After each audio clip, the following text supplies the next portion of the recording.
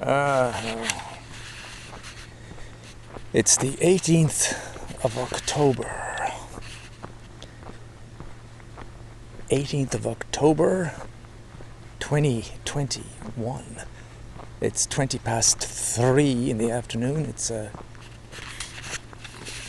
funny, I was going to say it's a Saturday. It's not, it's a Monday because we're off.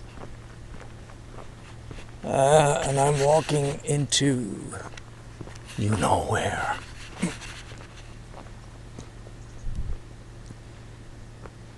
And the weather is just fantastic. October is always brilliant in south of France. It's like June again. Blue sky, you can walk around in a t-shirt, it's warm. Quite something. I received my laptop a few days ago. I should probably put that into the record. My Acer Nitro 5, I think. And managed to set it up with Microsoft. And so now I've got this empty, beautiful, big laptop with... It's got like 950 gigabytes of storage. Got a 1 terabyte card, but there's about 40 or 50 gigabytes used on the apps, but still 950 gigabytes of storage. And we've got 16 gigabytes of RAM, 3060, the latest NVIDIA graphics card. It's compared to the one I have, it's incredibly impressive. And yet I was just thinking to myself, it's kind of sitting there at the moment in the room because I've got nothing to test it out with, you know. SimCity is not exactly the game you want to test a 3060 graphics card with. You could run SimCity. You could run it anywhere, really. I guess I'll do a comparison with Anno at some point. But I was saying it'd be great. Now would be the time if this kind of the ultimate city building game came along, where you had like a couple of 100 developers working on it, and it was something that had real city planners helping it, and real economists, and people that build those models in real life, if they were all incorporated into the making of the game. And this game was like the ultimate city building, politic, economic game.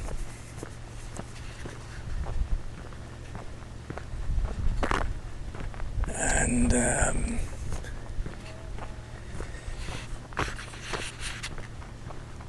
everything really functioned in it. Not like this City State 2, which is like, well, you know, one developer bullshit. But where things worked.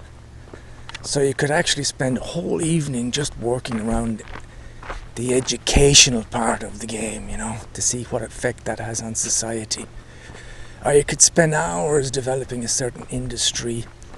Or you could spend hours trying to take a poor area, and with working a specific way with the budget and programs and stuff, you try and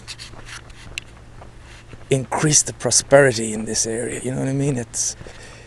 And this game would be so big that you would need a ton of space, and you'd need a powerful laptop to drive all this data and all these computations. In that case, my laptop would be the perfect thing. But at the moment, I'm not really interested in gaming, which is and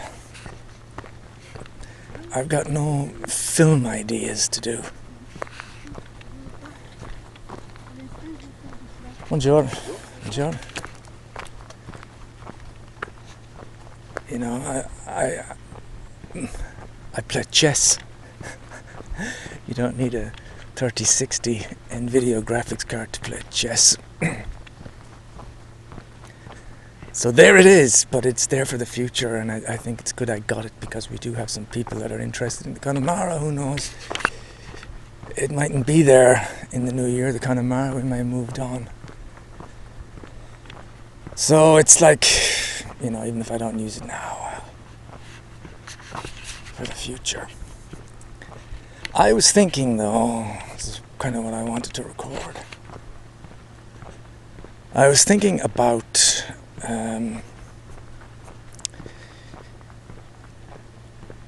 all the stuff I've done in the past, and how you kind of wonder, would I have been any different, or would I miss now if one of those photographs or a page of dialogue wasn't written? I'm thinking of all the stuff I've done, and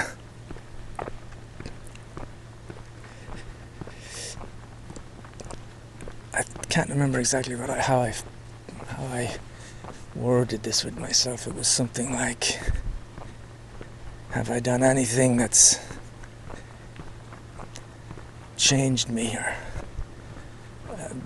been a profound artistic creation for me?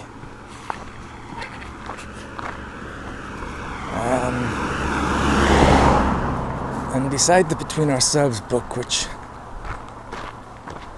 I think perhaps some of it has maybe got some longevity, and then all the descriptive parts of the alcoholism perhaps not so much.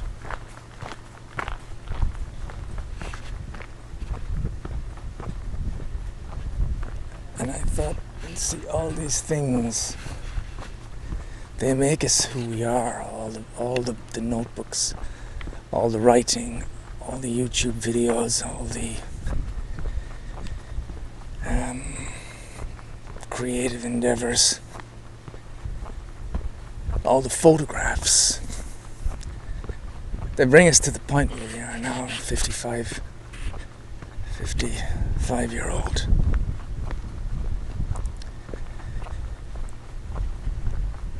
And you could probably do without all of them.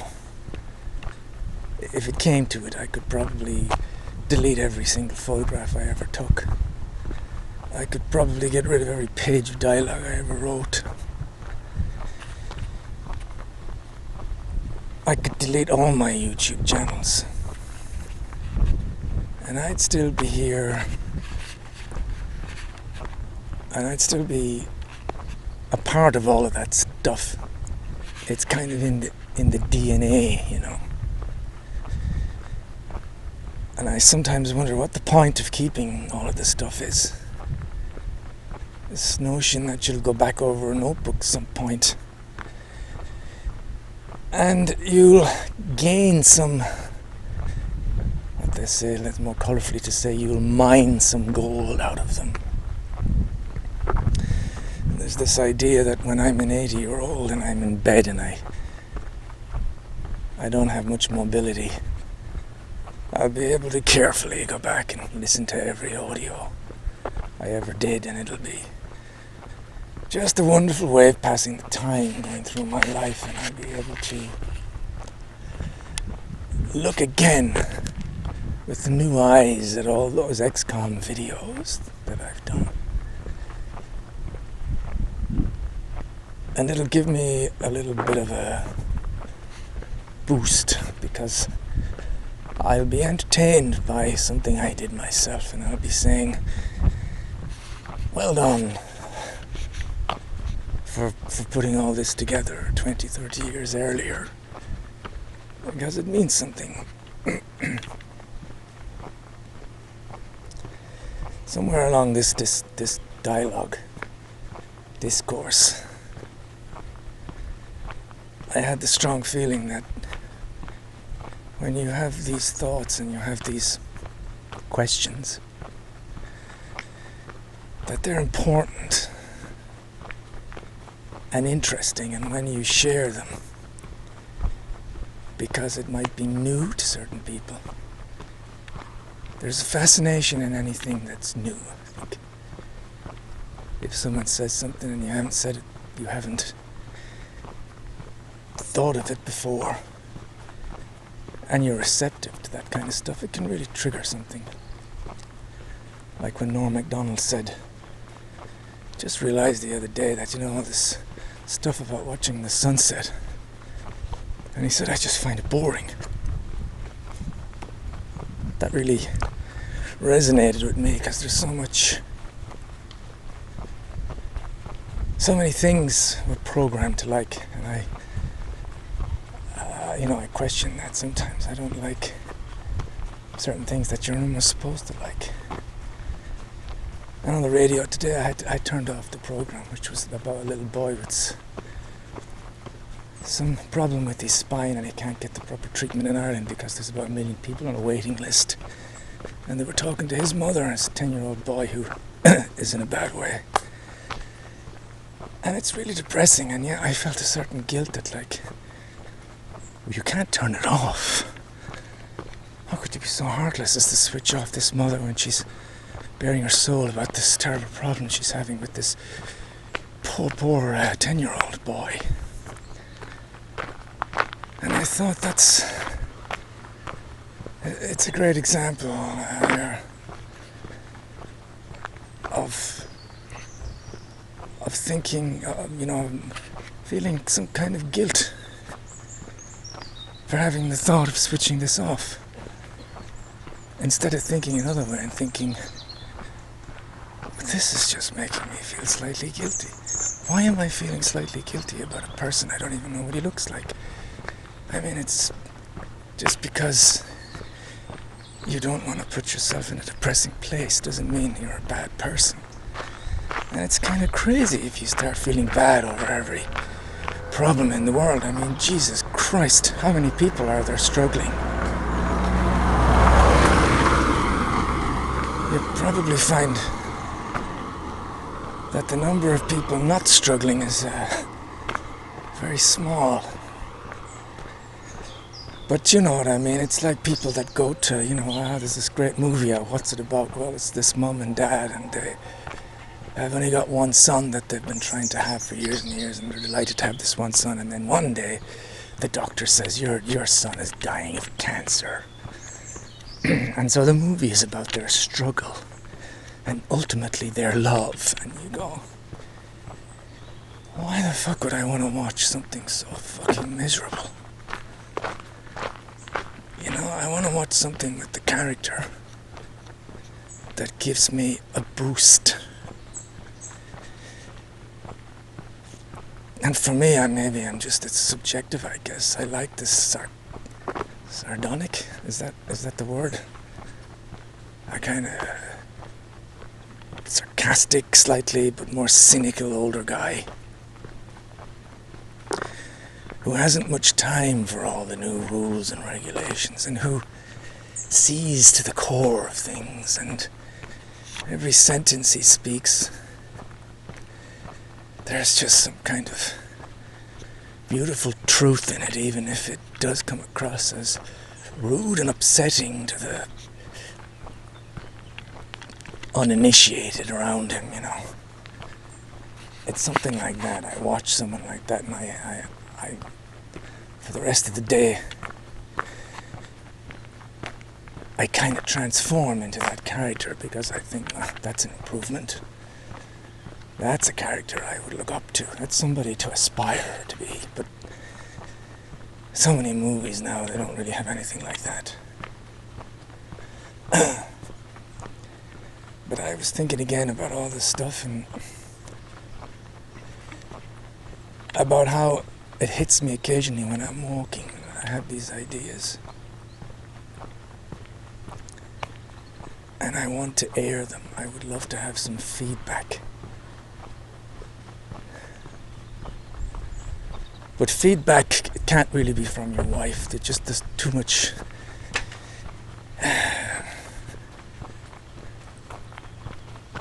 the connections. You can't have any neutral response from a wife, because everything is personal, But from anonymous other people that don't really know anything about me, but they can maybe have some they have some connection, some resonance with what I'm talking about. And they can join in a discussion and say something. And that's, I guess, somewhere in its simplest form, it's kind of me saying I've developed into this type of person, and I have these ideas about where we are and culture and media and how I've become what I am. And I have this slightly different way of looking at this. What do you think?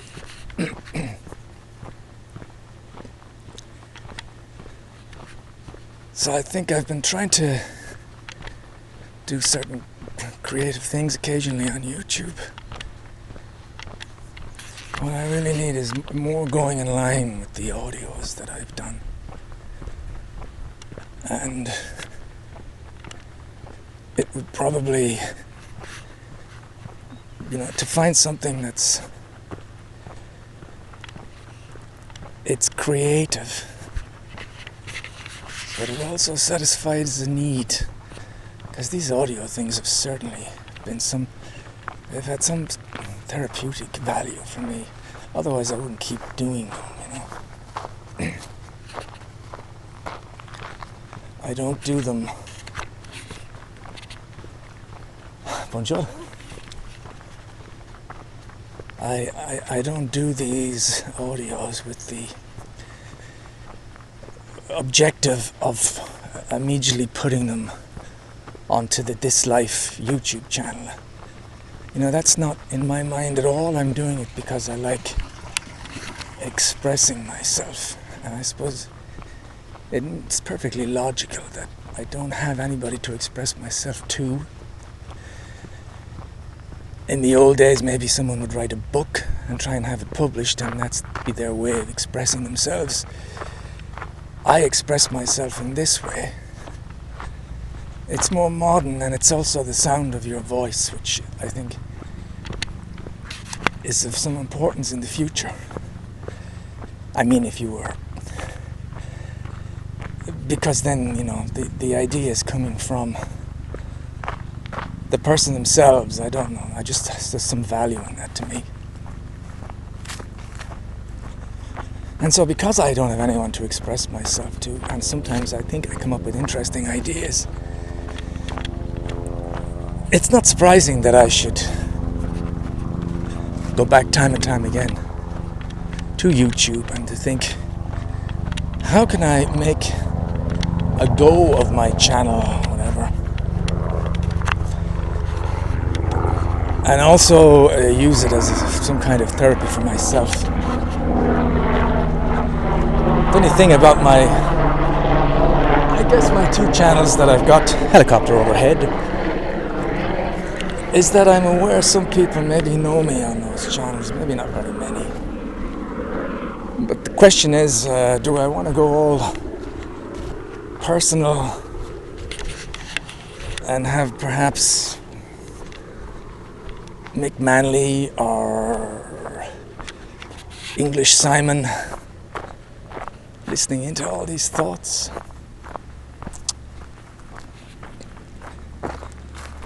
Or do I want to set up another channel? I don't know. I don't really want to set up any more channels. I've already got 3. No, I should just find a way of talking and be objective. So I talk about subjects which should be universal. I don't have to use my own life to describe certain things.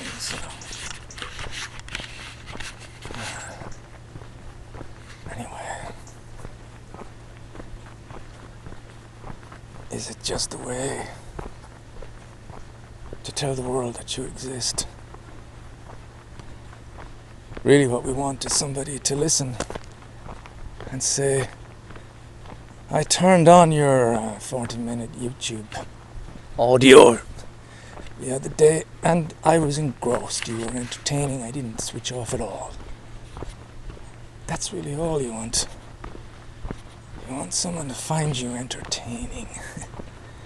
more than entertaining, motivating, or it's a bit strong, inspiring, in the way I'd watch an Anthony Hopkins movie where he's playing, maybe not Anthony Hopkins, maybe Tommy Lee Jones, and he's playing the cantankerous old man, Jack Nicholson, you know, and there's a little bit of, in the Larry Sanders Show, there's quite a lot of that in the character who's the manager. I've forgotten his name, the guy in The Man Who Fell to Earth. I like those characters. I like that they can cut through all the bullshit and you get the sense they're talking from heart.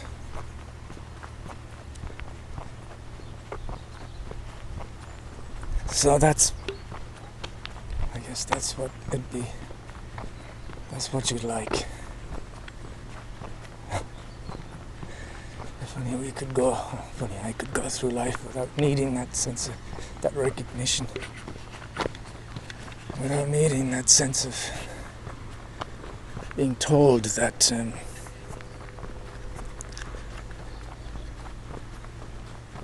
that you've got good ideas.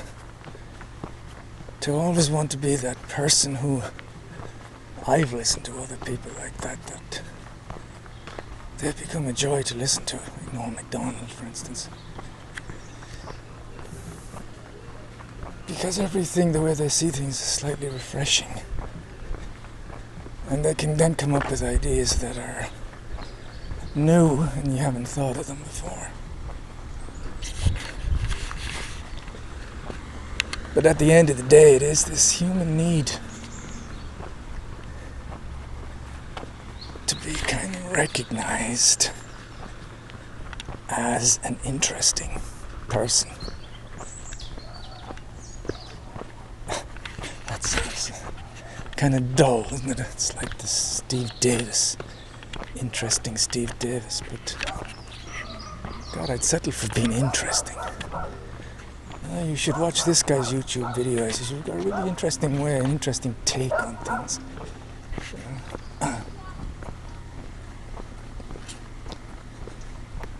Anyway, I'm heading to the Connemara. Hello, little fella. Going past an express van delivering stuff.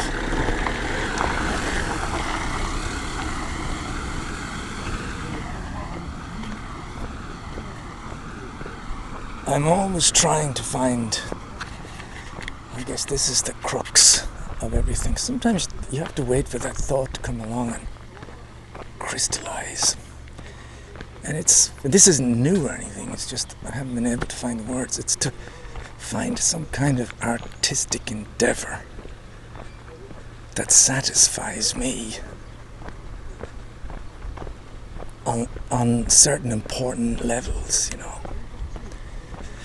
Something that I do that's not an effort, like these audio things, so that's got to be part of it. And then be able to upload it on YouTube. Because again, I get a big kick out of seeing YouTube thumbnails on my channel and everything, you know.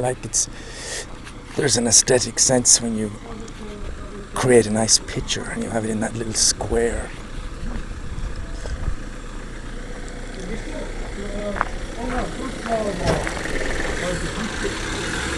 This fucking van, it's like he's stopping every mailbox just in front of me, and I don't know what the fuck he's delivering.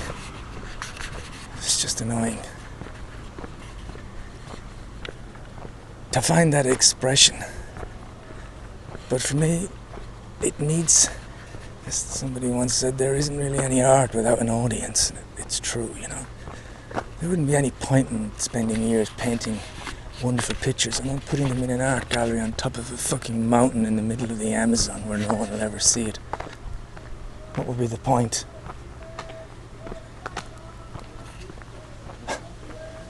I'm passing the hospital here with the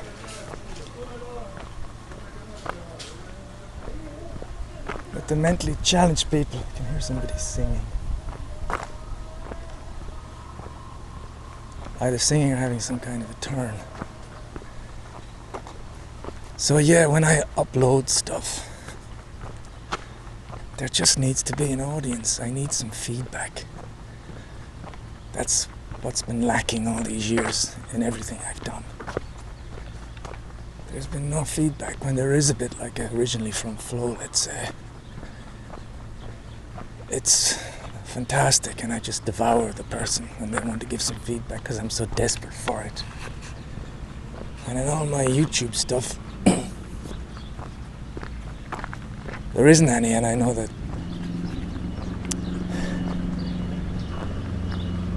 the This Life one is probably so personal. There's probably not much there for a bystander, an innocent, for a neutral person to take from it. It's just me rambling on about my life. But if I honed it a little bit so that I had an idea and that was on the page, and then I drew little boxes off that main idea, like I used to do in creative writing classes. And I just have a video for 40 minutes and I talk about it.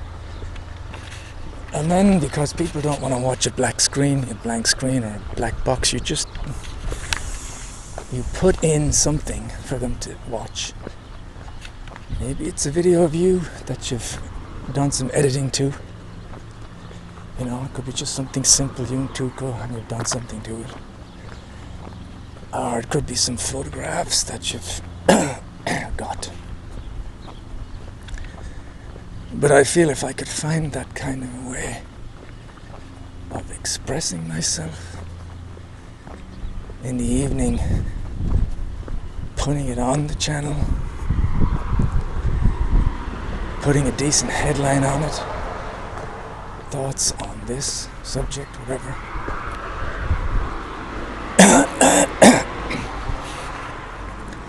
And then I simply just say, this is me, this is what I know. This might sound interesting to some, and it may sound stupid to others, because unfortunately I don't know where I am in the scale of things. I have no idea, so, you know, sometimes you can think you're being very clever and saying stuff, and actually, most people in the room have been there and done that, and you're actually proving your stupidity. I'm not very secure, so I don't know what the situation is, but I have to put something out, and this is what it is.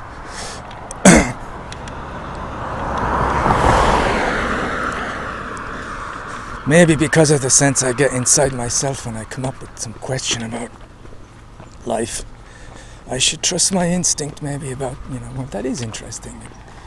It gave you a boost thinking about it. It came from somewhere. And you didn't rob it or steal it, at least not consciously. But if I could find something like that, put it up on YouTube, but really the critical thing is to get some feedback. You know, even if it's 20, 30 people, just to have some kind of a community. If you just imagine a class, you know, like you're standing in a room, you got 10 people sitting around. It's that, and people on a certain level where they're not just talking nonsense, but they're actually giving you something as well.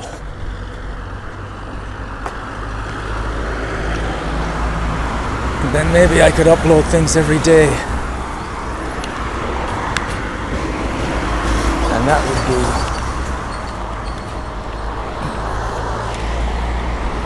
would be something creative. But more so than that, it would be therapeutic. You know, I want to find something that's as effortless as what I'm doing now. And I'm not just doing it for vanity reasons.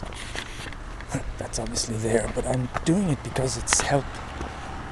It's actually a system of help for me. It's a way of reinforcing some good ideas. It's a way of building up a channel. It's something interesting.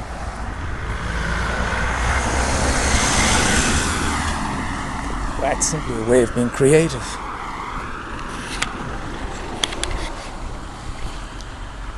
I might try something like that. Got nothing to lose. I could simply start by just talking about some actors or whatever. I could make it. It doesn't have to be personal, you know.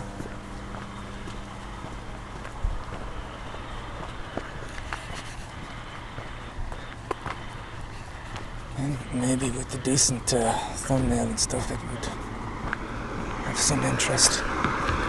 Create some interest.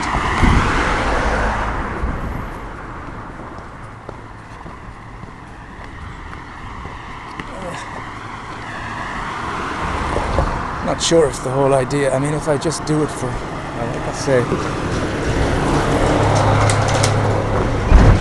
as a therapeutic exercise, it has some use, but really without any contribution, without any audience. It's ultimately not going to achieve much.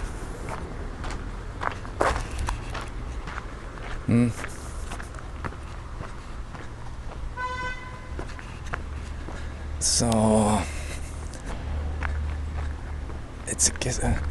there's a part of me saying, Jesus, it'd be nice if you could get over this area of your life and accept the anonymity, and accept the kind of nonsenseness of wanting to leave a mark and leave stuff there when you're gone. Honestly, I had this conversation 30 years ago with people. What difference would it possibly make to you when you're gone? You know what I mean? It's just messed up thinking. It doesn't matter. If you want to make a mark and have some influence, or have a small audience or a big audience of people that like to listen to you, you need to do it now when you're alive. There is no point in doing it at any other time.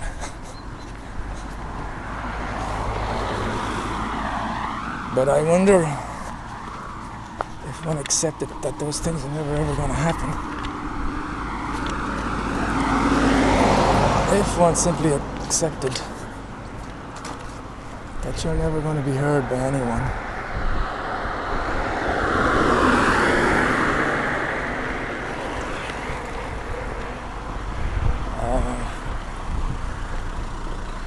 That is just the way things are, at least now.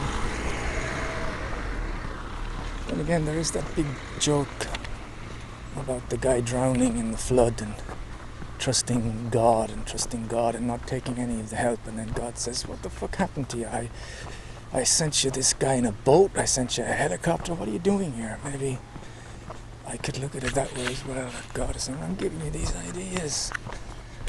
I'm giving you YouTube. I'm giving you, there's look around, there'll be new channels popping up or whatever. They're all there for you to try. You might as well try. I might as well give it a shot.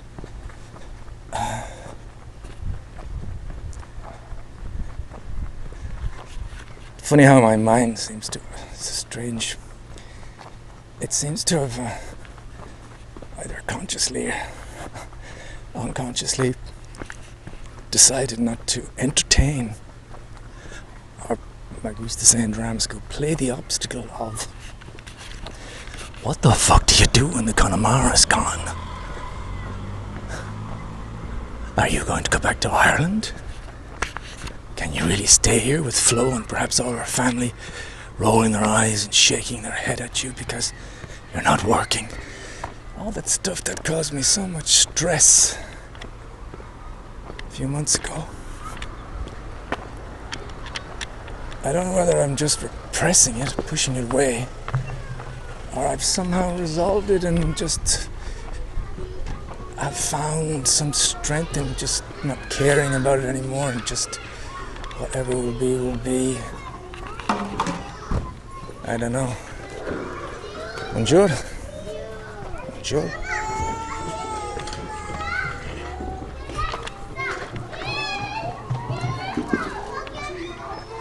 little kids in school.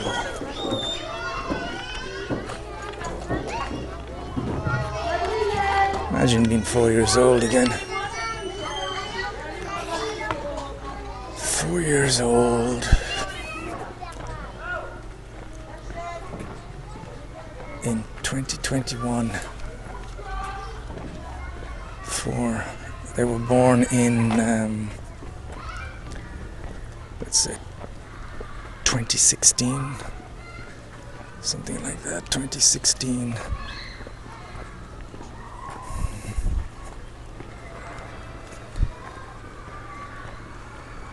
Gee, some of those kids might be around for the turn of the century. Okay, I'm gonna pause because I'm going by the doctor and there's a huge lot of people outside. It's extremely busy. Must be 10 people outside sitting down on chairs waiting to go in. I wonder, is that the COVID virus effect? They all seem young as well.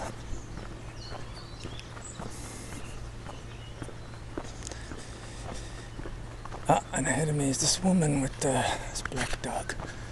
Apparently this woman is nearly 90. She's walking with high heels. I don't think she's 90. I think she's more like late 70s. Mid 70s even, maybe.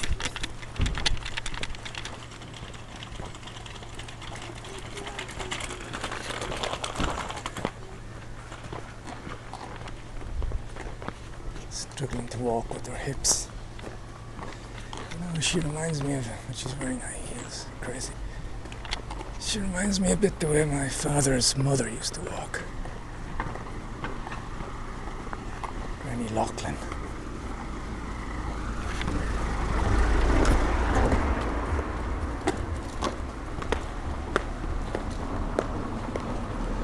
Bonjour.